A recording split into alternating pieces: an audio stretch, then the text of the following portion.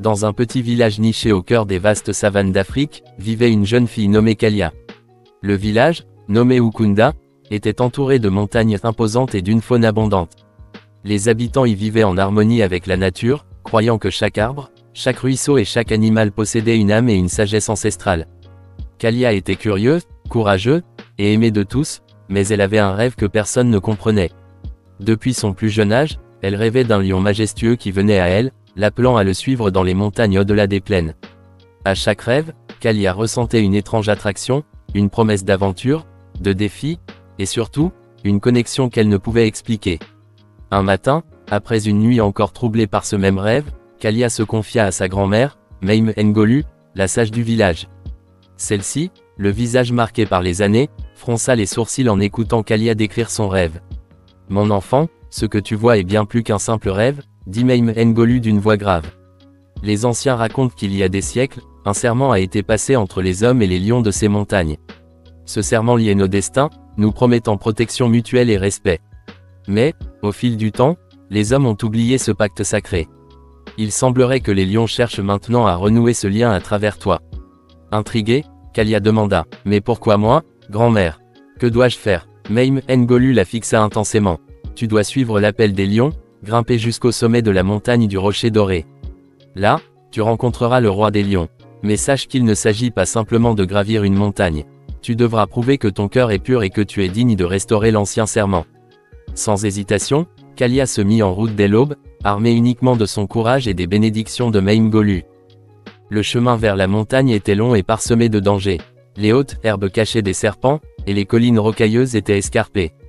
Pourtant, Kalia ne faiblissait pas. Chaque pas qu'elle faisait la rapprochait de son destin. Après 3 jours de marche, elle arriva au pied de la montagne du Rocher Doré. Alors qu'elle commençait à gravir les premières pentes, elle sentit une présence autour d'elle. Des yeux la suivaient, brillant dans l'ombre des buissons. Soudain, une ombre imposante surgit devant elle. Un grand lion, au pelage doré comme le soleil, se tenait là, majestueux et imposant. « Kalia, fille de Ukunda, dit-il d'une voix profonde et puissante, tu es venue répondre à l'appel. Sais-tu pourquoi tu es ici ?» Kalia, malgré la peur qui serrait son cœur, répondit avec assurance. « Je suis ici pour renouer le lien sacré entre nos peuples. Je suis prête à prouver ma valeur. » Le lion la fixa de ses yeux perçants et hocha lentement la tête. « Alors suis-moi. » Kalia suivit le lion à travers des passages cachés et des sentiers escarpés jusqu'à une grande grotte au sommet de la montagne. Là, un cercle de lions entourait un ancien autel de pierre. Au centre se trouvait un vieux lion, encore plus grand et plus majestueux que celui qui l'avait guidé. Ses yeux étaient empreints de sagesse, et une couronne de plumes et d'or ornait sa tête. « Je suis Séfou, le roi des lions, » dit-il, d'une voix douce mais autoritaire. Des générations se sont écoulées depuis que nos peuples ont oublié le serment. Mais nous, les lions, n'avons jamais oublié. Montre-nous, Kalia, que l'esprit de tes ancêtres vit encore en toi. Kalia s'agenouilla devant Séfou et dit, « Je suis prête à restaurer l'harmonie entre nos peuples. Que dois-je faire pour vous prouver ma sincérité ?»